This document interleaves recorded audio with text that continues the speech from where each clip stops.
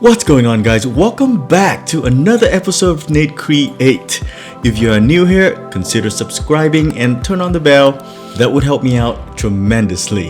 If you don't know already, in this series, I either edit my own photos or someone else's photo and dabble with Lightroom and Photoshop. And throughout the process, hopefully you will pick up some tips here and there. The main thing is to have fun while staying home. If you're interested in me editing your photo, you can send them here and I will edit them and make a video out of it, just like this one. And speaking of which, today we're gonna edit this photo from Aaron. Full disclaimer, this series that I've created, it's meant to be fun and educational. So yes, most likely I will butcher your photo.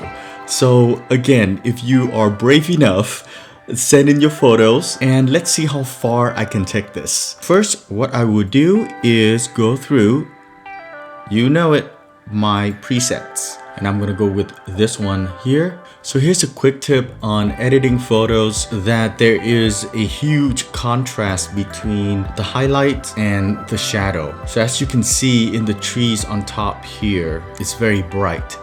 And in order to maintain the details in the shadows and details in the highlights, what I'm doing is I'm pulling back the highlights here, just so that I have all of the details or all of the information there when I edit this in Photoshop. That's what I'm doing. And same thing with the shadow. I want to be able to retain all of the information on Aaron's face. So I'm boosting up all the shadows in order to have all that information so I can edit it in Photoshop. If I understand this correctly, once it's ported into Photoshop, it's no longer a real raw photo. So I'm imagining that some of the information will be cut out. I'm just trying to retain as much information as possible. I could be wrong, but let's just be on the safe side here.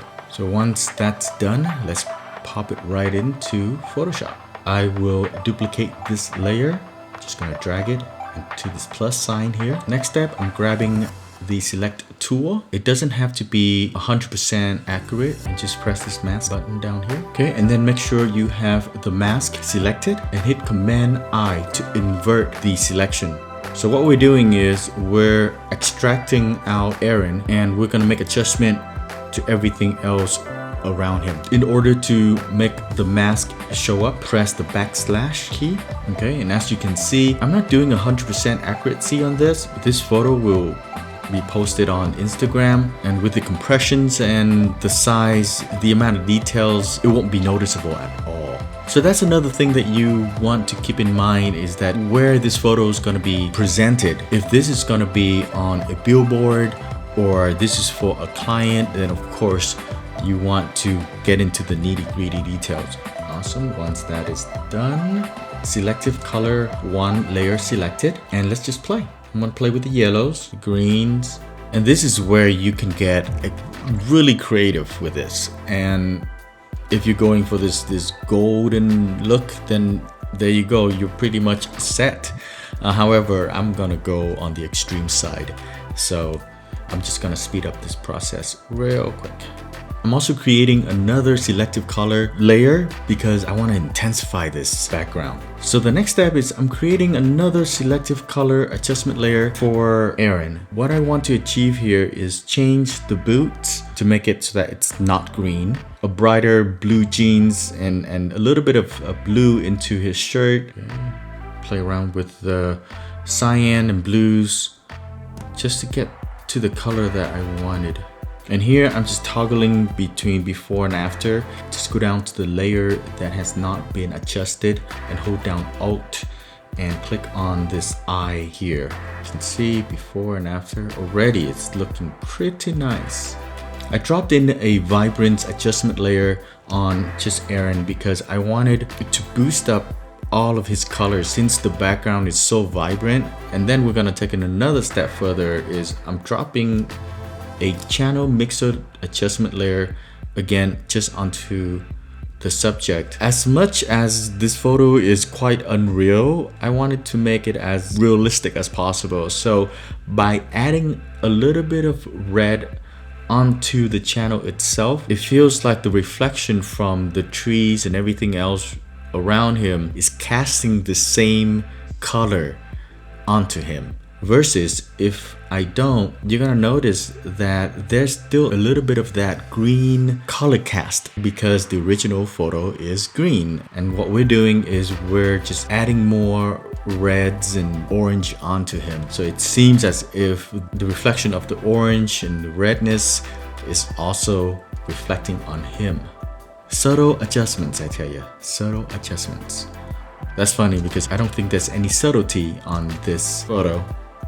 Alright, so the next step is, if you notice this thing here on the left side, it seems a bit distracting. And I think I've talked about distracting things in a photo with my previous video. If there are things that are distracting, just remove it. It's Photoshop. Possibilities are endless. So I'm just gonna clone the surroundings and put it in. Now that we are back into Lightroom, I feel that the photo is a bit too hot. So what I'm doing is I'm using this split toning feature and just put a little bit of green into the shadow. There you go. And the highlights, I am enhancing orange into the highlights just to really push that vibrance into the highlights. The next step is I'm putting in a gradient effect so that the background will seem brighter and the foreground, the ground, is darker and the subject will be nicely lit. That way you're giving a separation between the foreground and the background. Alright, the subject's jeans seems a bit too blue, so I'm gonna bring that down. And of course we need to sharpen it for social media. And that is it, guys, before and after.